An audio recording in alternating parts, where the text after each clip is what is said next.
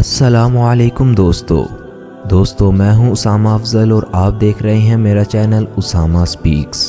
قوم لوط جنہوں نے سب سے پہلے دنیا میں ہم جنس پرستی کی ابتدا کی، قوم لوط کی طرف سے شیطان نے کس عورت کو بھیجا تھا؟ اس عورت نے ایسا کیا کیا تھا جس سے قوم لوط کی عورتیں بھی نئے گناہ میں مبتلا ہو گئی تھیں؟ لاقیس کون تھی اور اس نے قوم لوط کی عورتوں کو کیا سکھایا تھا؟ آئیے یہ سب جاننے کی کوشش کرتے ہیں۔ پیارے دوستو، لاقیس کو شیطان کی بیٹی کہا جاتا ہے۔ اس نے عورتوں میں ایسے گناہ کی بنیاد رکھی جس پر اللہ کا عذاب بھی نازل ہوا، لیکن وہ گناہ آج بھی دنیا میں زور و شور سے جاری ہے۔ دوستو، شیطان نے حضرت آدم علیہ السلام کو سجدے سے انکار کیا تو اس کی بنیادی وجہ حسد تھی، کیونکہ وہ اپنے آپ کو سب سے اعلیٰ سمجھتا تھا اور یہی چاہتا تھا کہ اللہ بھی اس کو سب کے سامنے اعلیٰ بنا کر پیش کرے۔ لیکن اللہ نے حضرت آدم علیہ السلام کو مٹی سے پیدا کیا اور تمام مخلوقات کو جن میں فرشتے شامل تھے ان کو آدم علیہ السلام کو سجدہ کرنے کا حکم دیا، جس پر شیطان سجدے سے باغی ہوا اور حسد کے مارے اس نے اللہ سے شرط لگا لی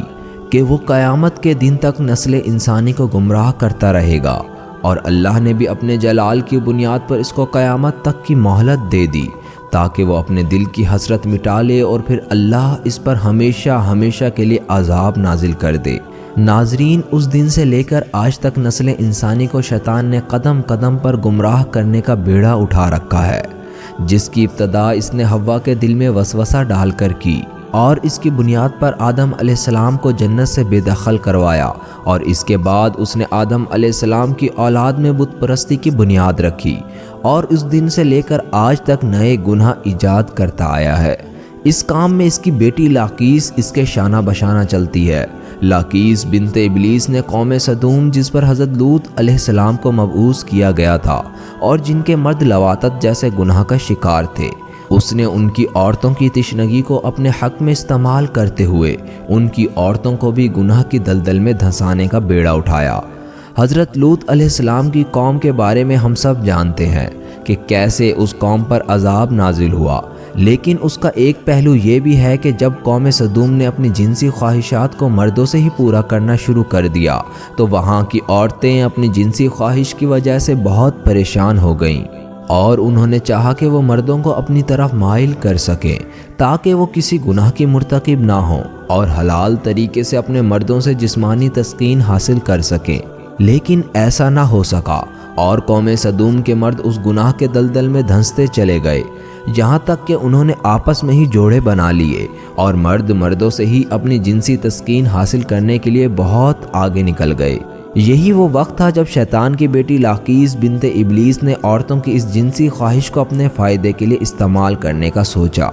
اور خود کو ایک امیر ترین خاتون اور خوبصورت روپ میں ان کے درمیان متعارف کروایا، اور ان کے درمیان وہی دکھڑے روئے کہ میرا خاوند ایک خوبصورت لڑکے کی صحبت کا شکار ہو چکا ہے اور مجھ سے منہ موڑ چکا ہے، نہ ہی وہ میری ضروریات کا خیال کرتا ہے اور نہ ہی مجھے وقت دیتا ہے۔ چونکہ یہ مسائل قوم سدوم کی عورتوں کے بھی تھے، اس لیے انہوں نے اس کی بہت آہو بھگت کی اور اس کے ساتھ ہمدردی اور غم خواری کا معاملہ کیا۔ جب اس نے قوم سدوم کی عورتوں میں ایک نمایاں جگہ بنا لی اور ان کا اعتماد حاصل کر لیا تو اس نے اس شہر کی سب سے با اثر اور امیر ترین اور خوبصورت خاتون کو آہستہ آہستہ اپنی باتوں میں پھسلانا شروع کر دیا کہ اگر مرد مردوں سے ہی اپنی جنسی تسکین حاصل کر سکتے ہیں تو ہم عورتیں بھی عورتوں سے ہی اپنی جنسی تسکین حاصل کر سکتی ہیں۔ جب قوم سدوم کی وہ عورت لاقیس کے اس فتنے کا شکار ہو گئیں تو اس کی مدد سے لاقیس نے باقی عورتوں کو بھی اس فتنے میں شامل کیا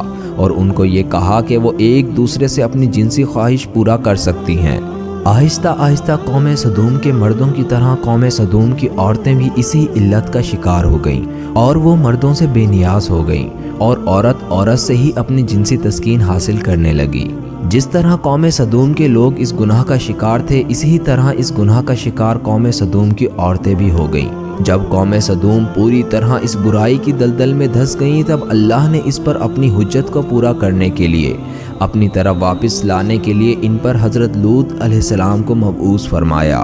حضرت لوط علیہ السلام حضرت ابراہیم علیہ السلام کے بھتیجے ہیں۔ قوم صدوم پر عذاب آنے سے پہلے جب حضرت لوط علیہ السلام نے اپنی بیوی اور بیٹیوں کے ساتھ ہجرت کی، تب وہ وہاں سے ہجرت کر کے عراق میں اپنے چچا ابراہیم علیہ السلام کے ہاں تشریف لے گئے۔ قوم صدوم نے لوط علیہ السلام کے ساتھ کیا معاملہ کیا وہ قرآن میں پوری تفصیل سے موجود ہے۔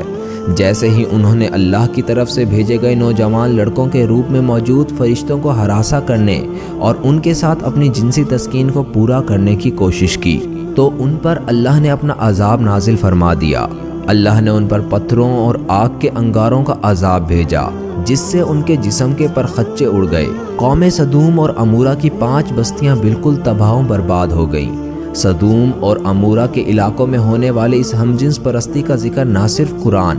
بلکہ تورات اور انجیل میں بھی موجود ہے۔ اس کے علاوہ عقائدی صحیفوں اور قدیم یونان کی تاریخی ریکارڈ میں بھی صدوم کے گناہ گار شہر کا ذکر ملتا ہے، جس کے مطابق صدوم اور عمورہ تاریخ انسانی کے وہ پہلے علاقے تھے جہاں سے ہم جنس پرستی کا آغاز ہوا تھا، اور ابلیس کی بیٹی لاقیس نے اس گناہ میں مزید اضافہ کرتے ہوئے وہاں کی عورتوں کو بھی ہم جنس پرست بنا دیا تھا۔ صدوم اور عمورہ کے بعد ہم جنس پرستی کی یہ بیماری قدیم مصر، یونان، چین، افریقہ اور یورپ میں بھی پھیلتا چلا گیا۔ دور جدید میں یورپ اور امریکہ نے ہم جنس پرستی کی سب سے زیادہ حمایت کی، جو ترقی یافتہ معاشروں میں بھی بحث کا موضوع بنا، اور اس گندے گناہ کو حقوق انسانی میں شمار کرنے کے مطالبے کیے گئے۔ آج دیکھا جائے تو مختلف ممالک میں ہم جنس پرست قانون پاس ہونے پر خوشی منائی جا رہی ہے، لیکن قرآن و حدیث ہمیں یہ سبق دیتی ہے کہ قوم لوط نے بھی اسی طرح خوشی منائی تھی، اور وہ بے حیائی کا مظاہرہ کر رہی تھی، لیکن جب اللہ کی پکڑ ہوئی تو وہ قوم نیست و نابود کر دی گئی۔ آخر میں اللہ سے دعا ہے اللہ ہمیں اپنے احکامات پر چلنے کی توفیق عطا فرمائے اور گناہوں سے ہماری حفاظت فرمائے، آمین۔